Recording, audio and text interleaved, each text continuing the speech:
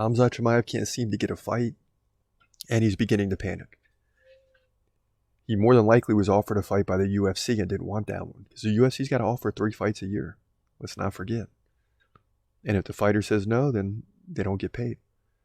Khamzat coming out saying he'll fight anybody. I believe it. Says he'll fight at UFC Paris, then again at Abu Dhabi. Now, the UFC realistically probably wants him for Abu Dhabi, so I would say the UFC Paris is out.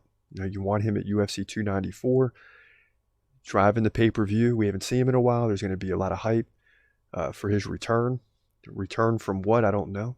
You see in McGregor's Netflix series how he beat Cowboy Cerrone that had to wait forever, like a year. And he was ready to fight right then because he had the momentum. He had won.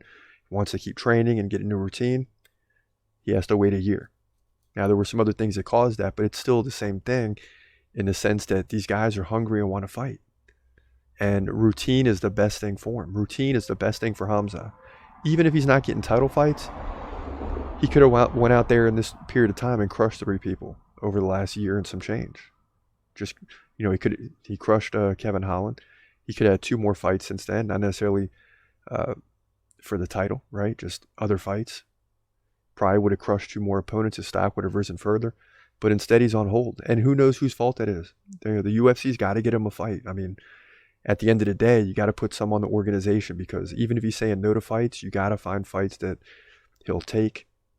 You got to let him know that the people want to see him fight, and maybe they are, and he's still saying no because he wants top contenders. So, who knows what's going on behind the scenes, but what makes no sense for us as fans is that this guy has only fought for 2 minutes in about 15, 16 months of time.